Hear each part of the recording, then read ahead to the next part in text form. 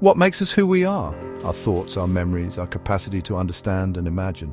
From the moment we wake to the instant we fall asleep, our brains are in constant motion, processing, learning, remembering, forgetting.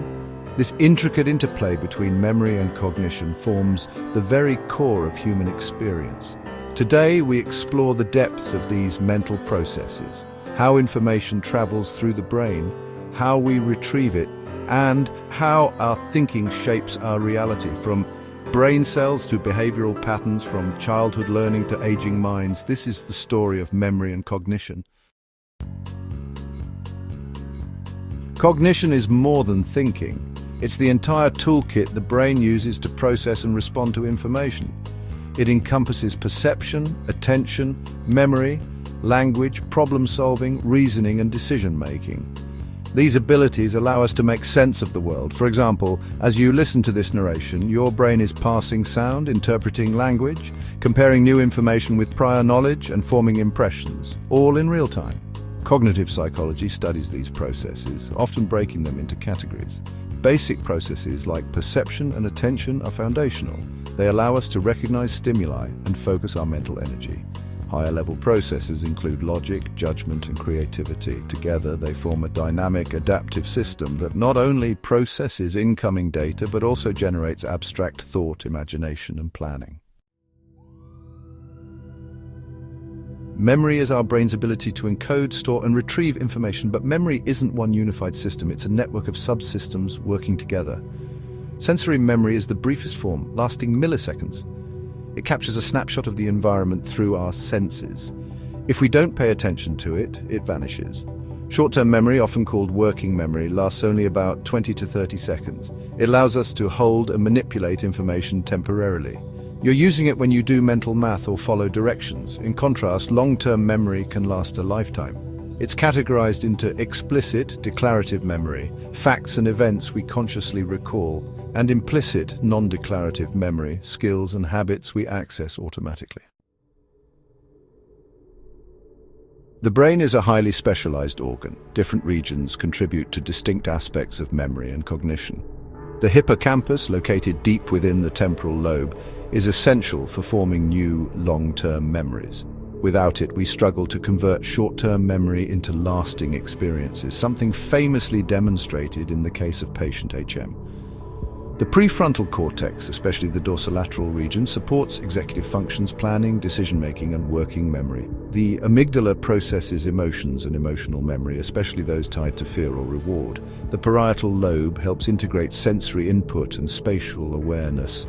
The basal ganglia and cerebellum are involved in procedural and motor memory.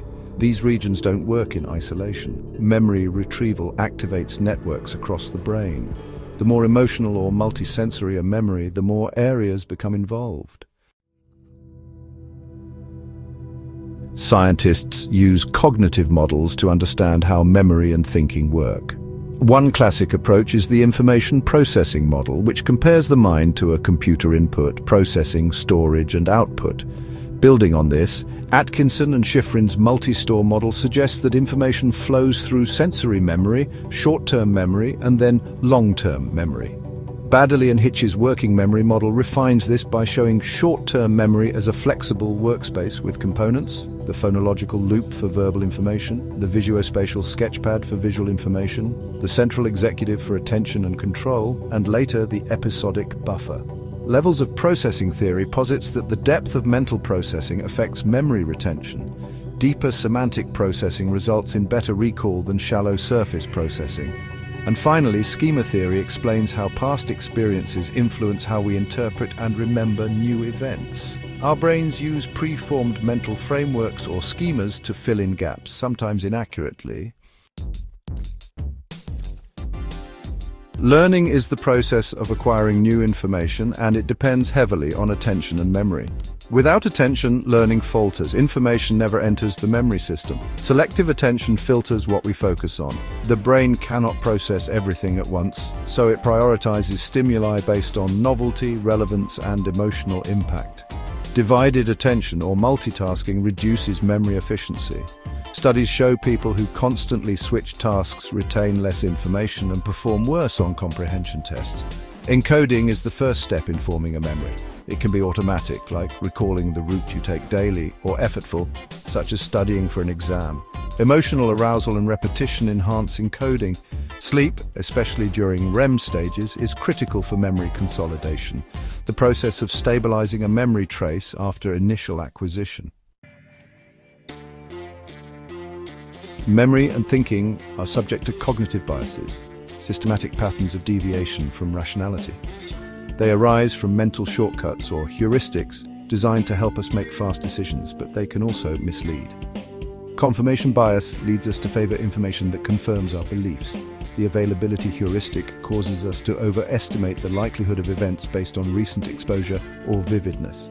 The hindsight bias makes us believe we predicted events after they happen. False memories can arise from suggestion, blending real and imagined details. These biases affect eyewitness testimony, political opinions, relationships, and even how we remember our own past. Memory evolves over a lifetime. Infantile amnesia explains why we remember little from before age 3, due to undeveloped hippocampal and language systems. In childhood, memory improves rapidly with language and brain maturation. Adolescents develop metacognition, the ability to think about thinking. As adults, memory peaks in midlife and gradually declines. Episodic memory declines first, while semantic memory often remains stable longer. In older age, neurodegenerative diseases like Alzheimer's, Parkinson's, and vascular dementia can impair memory and cognition. But mental activity, exercise, and social interaction can preserve function.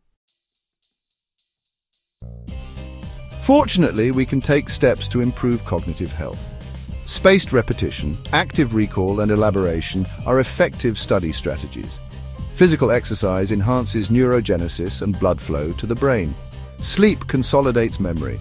Mindfulness and meditation improve attention and working memory. Diet matters too. Foods rich in antioxidants, omega-3s and vitamins support brain health.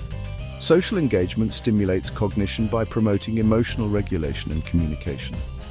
While brain training games have mixed results, lifelong learning, hobbies and new experiences keep the mind adaptable.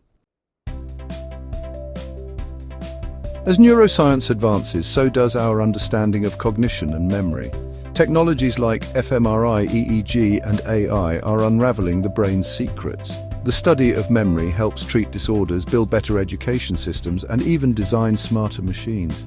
But beyond technology, it connects us to our humanity, our capacity to grow, adapt, and reflect.